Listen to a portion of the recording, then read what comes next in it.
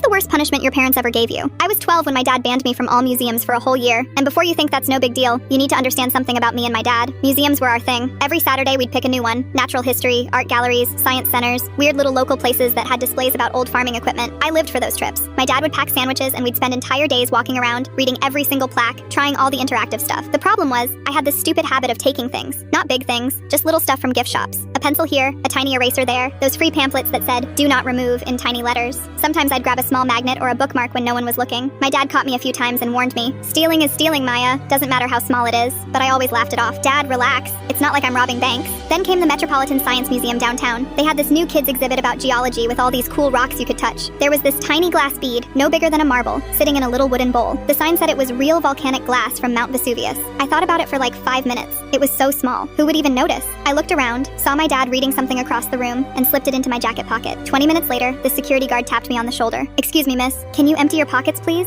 My stomach dropped through the floor. The guard found the bead immediately. My dad's face when they called him over was something I'll never forget. Not angry, just disappointed. Like I'd broken something precious that couldn't be fixed. The guard was actually pretty nice about it. Said it happens more than you'd think. My dad apologized about 50 times, paid some kind of fine, and promised they wouldn't press charges. They let us leave, but I could tell everyone was staring. The car ride home was the worst 15 minutes of my life. Complete silence. My dad didn't even turn on the radio. When we got home, he sat me down at the kitchen table and said 6 words that destroyed me. "You're banned from museums. 1 year." At first I thought he was joking. "Dad, come on. That's crazy." His face was stone serious. "You think stealing is no big deal? Fine. Let's see how you feel when you can't go to the places you love." It started the next week. My birthday was coming up, and every year we went to the Natural History Museum to see the dinosaurs. Instead, my dad said we were staying home. I cried for hours. Then came the school field trip to the art gallery. My dad actually emailed my teacher and said I couldn't go. I had to sit in the library while my whole class went and saw this amazing Egyptian exhibit. When they came back talking about mummies and golden masks, I wanted to disappear. The worst part was my dad still went to museums. Without me. He'd come home on Saturday afternoons with that look on his face, like he'd just had the best day ever. "Saw the most incredible butterfly exhibit today," he'd say. You would have loved it. Every time he said that, it felt like getting punched in the stomach. He'd describe these amazing displays, new exhibits, special shows. They had this room where you walk through and butterflies land on you, he'd tell me. Some of them were bigger than my hand. I begged him to let me come. Promised I'd never take anything again, but he'd just shake his head. A year means a year, Maya. By month 6, I'd stopped taking anything. Not even sugar packets from restaurants. Not even free pens from the bank. The thought of taking something that wasn't mine made me feel sick. Month 8, I started reading about museums online, looking at pictures of exhibits I was missing. There was this new space display at the Science Center with real moon rocks. My class went without me. Again. Month 10 was the hardest. The Children's Museum downtown got a new hands-on archaeology dig, where you could uncover fake dinosaur bones. My little cousin Jake went and wouldn't stop talking about it at family dinner. "Maya, you have to see it," he kept saying. My dad just looked at me across the table. When the year finally ended, I wrote a 3-page letter to the Metropolitan Science Museum. I apologized for taking the volcanic glass bead. I explained what I'd learned about respect and trust. I promised it would never happen again. My dad read the letter before I mailed it. He nodded and said, "Okay, this Saturday, we're going to the Natural History Museum." Walking through those doors again felt like coming home after being lost for months.